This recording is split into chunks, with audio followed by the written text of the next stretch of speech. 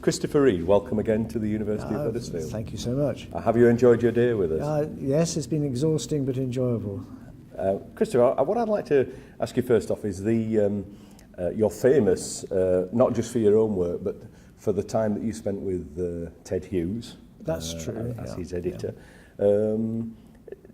Tell me, from a writer's point of view, what do you feel Hughes's legacy is?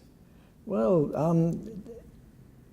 from my own point, if you ask many other people, they give a different answer, and the world is divided, of course, as to whether Ted Hughes was a benevolent or a dangerous influence on poetry. I'm obviously wholly Hughesian, and I think he was the greatest English poet of the last century. Pure and simple. What his legacy was, I think, is it remains to be seen, I suppose, because his writing was so completely his own, idiosyncratic. He arrived at the manner in which he wrote through great struggle and hard work, and produced a voice that is like nobody else's. So you can't simply take his voice and learn from that. You have to use the whole story of how he became the voice that we all know as your model, as your example, as a kind of an encouragement, I hope, to find means of getting to the truth of your experience and bringing it out through all those difficult things that poets have to do into clear words. You knew him very well. He was a man who shunned publicity for the most part. He did. Would you? I mean, what would he feel about his legacy? Do you think he ever even thought of that? Was it ever there?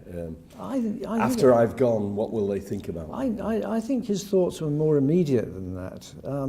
There's no question that he wanted to have an effect, but effect in the here and now rather than in some notional future. I think that's my hunch. I mean, I never talked to him about this matter, but he thought that poetry was a matter of bringing healing into the world, of kind of helping people to solve their problems and to meet difficulties. And he thought of writing both for adults and children in the same terms. He wanted to be of immediate assistance to people in their private and deeply psychological predicaments. So he had a mission, but nothing to do with laying down a claim on posterity. It was you pick up my book now, and if you read it correctly, you can answer certain problems. Do you think you can read his poetry in different ways? Oh, I think people must do. They must do. And but it's by no means straightforward. It's not like a recipe book or anything like that. His answers to problems are there in tales and in metaphors and in parables and in deeply hidden patterns in his work. So you have to spend time with it, and you have to get to know it in your own terms. You have to bring yourself to his work, and that's something that only a very patient reader will do. But it's nonetheless, I still think he thought, however difficult he made the work, and some of it is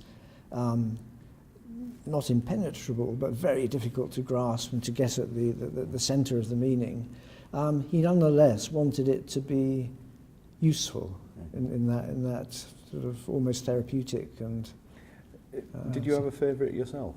A favourite poem? Yeah, I hover around certain poems. One poem which is consistently my favourite is the one called An October Salmon, and it's from the book River, and River contains a lot of great writing, and it's a book largely about coming to nature, and he does it through fishing, because that was his particular activity and his skill. But he's bringing you to confront certain problems in nature.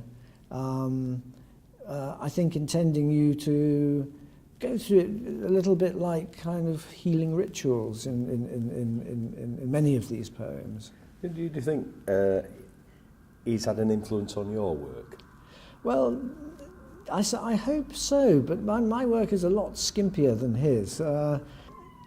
I think his example is just unforgettable. You know, once you've been exposed to his work and thought about it at all seriously, you can't treat your own writing flippantly or half seriously. You have to be very serious yourself. But in my own case, no, I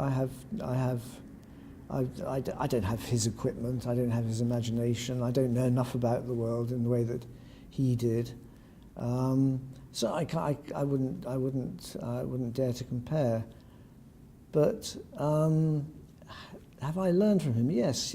I think, you know, you learn the lesson: just do better, be more serious, be more demanding of yourself. And I think what he did in his poems was demand a great deal of himself, knowing that the benefit of that will be the readers rather than his own. You know, he would you get the result of his hard work with himself. The University of Huddersfield, inspiring tomorrow's professionals.